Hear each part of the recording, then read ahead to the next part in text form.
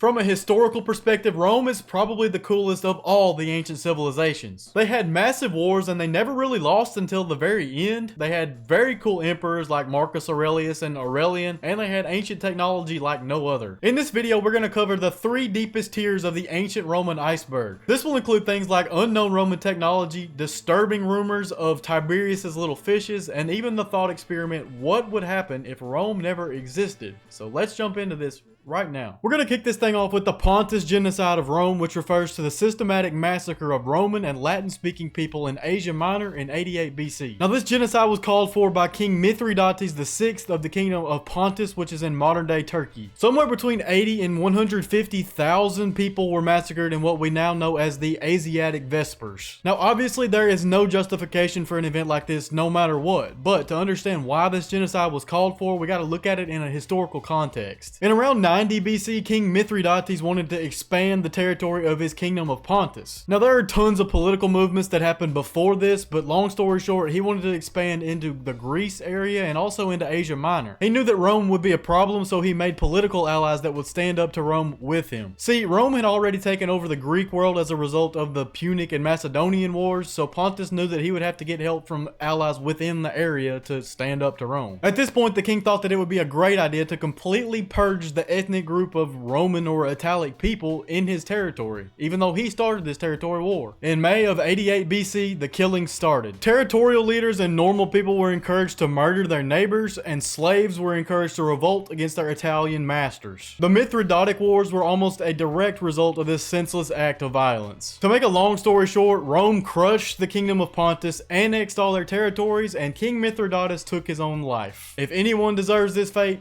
it was him. The Gallic sack of Rome of 390 BC was the taking of the city of Rome by the Sinoan tribe of Gaul following their victory in the Battle of Alba. First off, the Battle of the Alba was the result of the Gallic tribes expanding their territory and attacking towns in northern Italy. They attacked the city of Clusium, which was an Etruscan city, and they reached out to Rome for help. Rome sent some ambassadors to Clusium, but instead of negotiating for peace, they got involved in the war itself, and they ended up killing some Gallic men, which made the tribe mad. The Sinoans demanded that the ambassadors would be handed over or at least punished, but the Romans refused. The tribe then declared war. They began marching on Rome, so Rome sent troops out to meet them near the Alba River. The orderly Romans had no idea what was about to hit them. The raging Gallic barbarians completely overran the Roman troops and they marched down to Rome. Rome was completely defeated, and what followed was the Gallic sack of Rome. The Gauls marched down to the now undefended Rome. They took the city and looted it. They burned a bunch of stuff down and they held it for ransom until a massive sum of gold was paid to them. Oh yeah, and this occupation lasted for 7 years, which is crazy. Now, this sack of Rome led to many advancements for the civilization out of pure necessity. First of all, it made the Romans mad. They began to revamp their armies and organize them into Roman maniples instead of the outdated and stiff phalanx formation, which we're going to talk about later. This revamped army system let Rome begin their great territorial expansion that you're going to see over the next few centuries, as well as win the Macedonian, Punic, and Mithridatic wars. They also increased their defenses around the city by putting up thick stone walls that would stand and protect the city until their eventual sack by the Visigoths like 800 years later near the end of the empire. Just real quick, thanks a ton for watching. You have no idea how much it means to me. If you're enjoying this video, go ahead and hit that subscribe button. It helps me out a lot. And now, let's get back into it. Tiberius's little fishes is a doozy. This refers to Rome's second emperor Tiberius and his exploitation of young children. Now, take this entire entry with a grain of salt because the original account was written by a Roman historian who was said to have been a gossip and might not have been telling the full truth, but here's what we got. During his retirement and exile to Capri, Tiberius was said to have created many strange sexual situations for himself, the most notorious being his little fishes. He trained young boys to swim underwater, I guess in his pool or bath or whatever, and to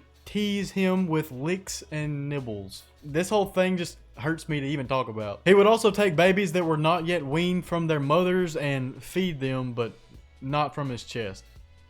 It's terrible. This is awful.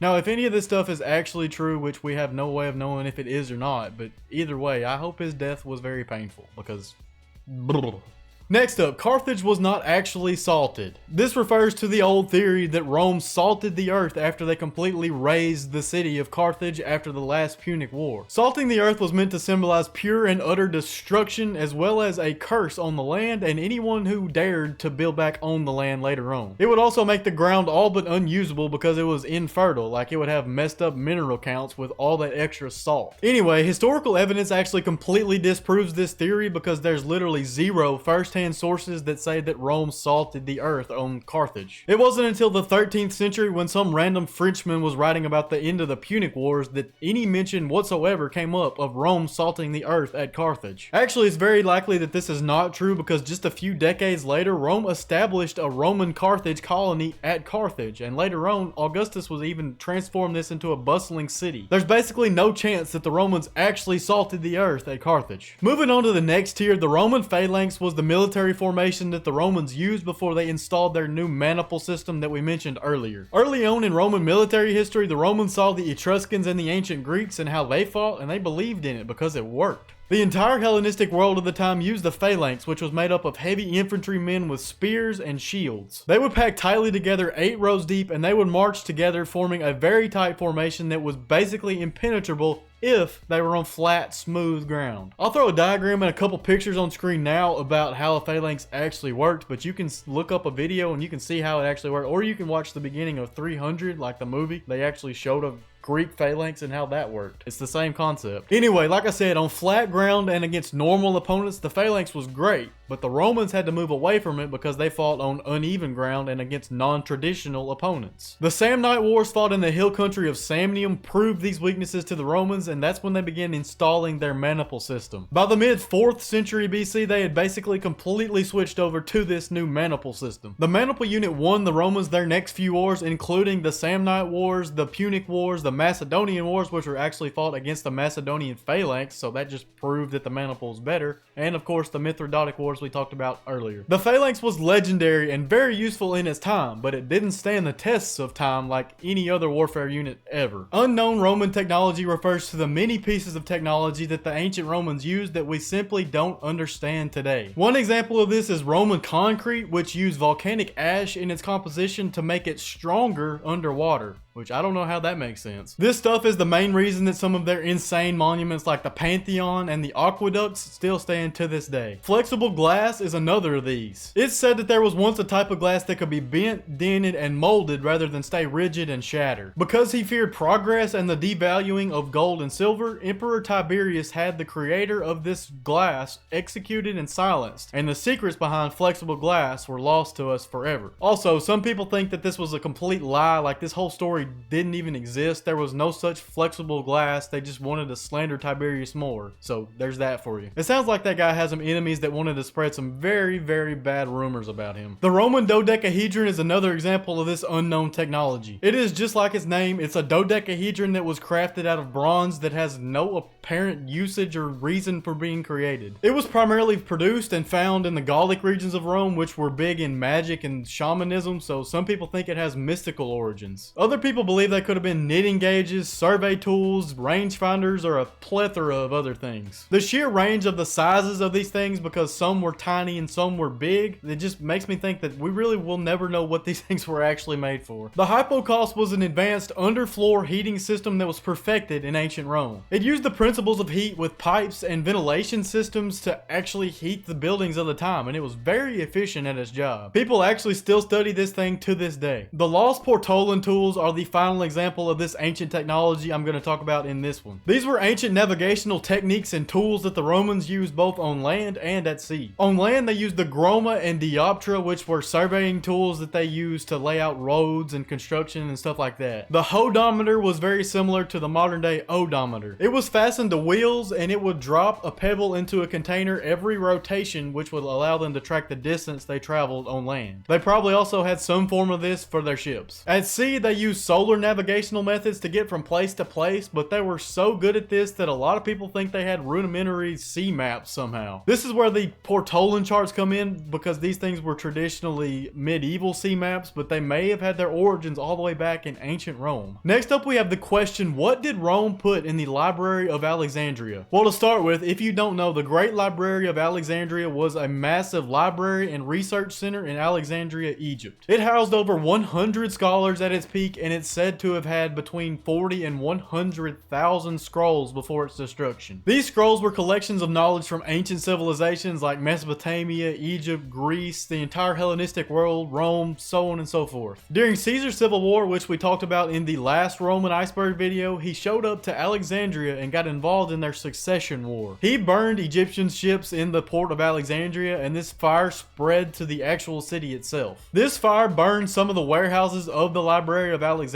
but this was only the first time that it would get partially destroyed. It was damaged again in 272 AD when Aurelian led his Roman forces to take the city of Alexandria back from Queen Zenobia of the Palmyrene Empire. Finally, everything that was left in the library was eventually burned and destroyed by the Arab Caliph Umar following the Arab conquest of Egypt. That happened in 642 AD. Umar's biases against both pagan and Christian knowledge led him to tell his men to take all the books and scrolls from the Library of Alexandria and use them as kindling for the fires that would light the bathhouses of Alexandria, which is absolutely diabolical. Anyway, as far as Roman knowledge goes, it's very likely that there were discoveries and blueprints for all that technology we just talked about in there. Besides this, there was probably Latin literature and historical records in the library as well. Medical texts, works from the ancient world that were translated into Latin, and just basically anything could be in there. We have no written record of what was in there. It makes you wonder what kind of knowledge was actually lost whenever the Library of Alexandria was finally destroyed. Moving on to the deepest tier of this iceberg, I actually am going to add a tier or two of stuff that I want to talk about personally, so there's that for you. First, let's talk about the mythical founding of Rome. So the TLDR is this: Romulus and Remus were orphaned brothers that were taken in and raised by a she-wolf, and they grew big and strong eventually. They founded Rome, Romulus killed Remus, and the rest is history. Here's the full account. Romulus and Remus were born to Rhea Silvia, who was the daughter of the king of Alba Longa, and to the god of war Mars, who took their mother Rhea against her will. The king's brother took over Alba Longa by force, and he ordered the execution of the twin boys because he wanted to avoid a succession war. Instead of executing them, they placed the orphan babies on the banks of the Tiber River. Tiberius, the god of the Tiber River, saved the boys and delivered them to the she-wolf, who suckled them as her own. They were then taken in by a shepherd and became very prominent leaders in their community, despite the fact that they didn't even know who they were. Remus was imprisoned for a dispute, and Romulus organized a force to free him, and it worked. They then learned who they actually were, and they organized a force to take back their kingdom from their great uncle. They were going to kill him and restore their grandpa to the throne. Well, they did this. It worked. They then left Alba Longa to form their own city, which would eventually become Rome. The two brothers got into a fight in which Remus insulted Romulus as part of the city, and Romulus killed him for it. He went on to be the first king of Rome and set the civilization up for what it would eventually become. The aura behind being raised by a she-wolf is just crazy, but this leads us perfectly into our next entry, which is that Alba Longa was the first Rome. Alba Longa was a city close to the Seven Hills of Rome that also had mythical origins. It's said to have been founded by the family of the great Trojan hero Aeneas following the defeat of the city of Troy. His son Ascanius moved to the region in 1200 BC and founded the city of Alba Longa. The city served as the seat of the Latin League, which was an alliance of Latin cities and villages for hundreds of years until Rome grew up and took the entire area in for its own. The kings of Alba Longa are a set of legendary kings that ruled over Alba Longa for the 400-ish years between the founding of Alba Longa and Rome. They were the sons of the line of Aeneas, and they would eventually spawn Romulus and Remus. Many of the same religious and cultural icons would remain the same over in Rome because, like I said, Rome was basically just Alba Longa Part 2. Rome would eventually take over the territory of Alba Longa and absorb it into itself. All this being said, it's actually theorized that the writer and historian Dionysius actually made up the founding of Rome and Alba Longa because there was a great gap in knowledge of the origins of the entire area. This story parallels that of other Greek stories, and the fact that the founding of both of these cities was based on like Homeric works or Greek epics makes me believe that all this might not have happened. The she-wolf might have been too good to be true. Battle of Rome Lost is a concept that refers to the hypothetical idea that Rome could have fallen much earlier if any of its major military conflicts went any differently. The very first instance where Rome was in a situation like this was in 390 BC, whenever the Gallic sack of Rome that we talked about earlier happened. They were very close to being wiped out by the Senones, and if this occupation lasted pretty much any longer, Rome would never have become what it is today. Another instance was during the Second Punic War, whenever Hannibal was on his legendary run. If Rome didn't launch their counterattack on the Carthage homeland exactly when they did, it's very likely that Hannibal would have been resupplied and able to stay in Italy and taken over everything. This would have solidified Carthage as the behemoth that Rome itself would eventually become. Spartacus's revolt was another situation in which Rome could have fallen to the army of revolting slaves. This would have changed mighty near everything because there were literally thousands and thousands of these escaped slaves and they all hated Rome. Caesar's civil war going the other way would probably have led to no Roman Empire, at least no Roman Empire in the way that we knew it as today. The Republic probably would have lasted longer, but how much longer, nobody can really tell. My personal favorite on this list is the Battle of Teutoburg Forest. 3 Roman legions were all but wiped out in this battle, and the Germanic people successfully stood up to Rome. They could have gone further and taken Roman territory even into Italy,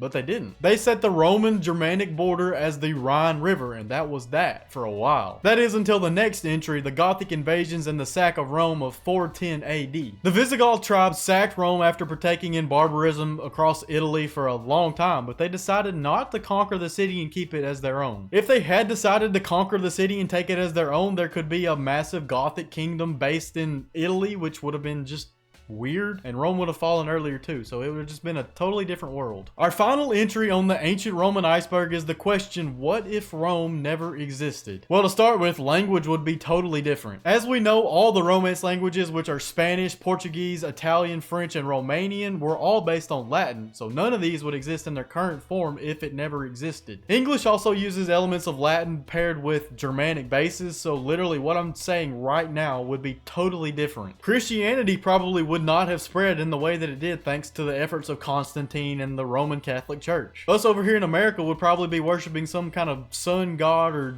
jungle tree or something that we've never even heard of. Taking it way back, Macedonia could have been reestablished to what it was under Alexander the Great. Carthage could have taken over. The Germanic tribes could have formed a massive empire. There's literally an endless list of what could have happened. Alternative history is another fascination of mine, so let me know if you'd like to see something along those lines in the future, because I really like that stuff. The Roman legal system and government structure served as the basis for basically all Western structures. You've got a Senate/Parliament, executive branch, etc., and all of this would have been established totally differently. Roads, plumbing, and city planning would be totally different as well. We could even be a totally different civilization over here in America. European colonialism was done by countries that were originally under the Roman Empire and based on their practices. If Britain and France and Spain didn't come to the Americas when they did in the way that they did, there's a very good chance that we could be stuck in the Neolithic age as Native Americans still. There's really no end to the hypotheticals that could be different if Rome never existed. But there is an end to this video. Now that you've heard all about ancient Rome, it's time that you hear the mysteries of all the other ancient civilizations in this long video right here. You know, now that I think about it, if Rome never existed, I never would have had to hear about Tiberius's little fishes, so that would have been pleasant.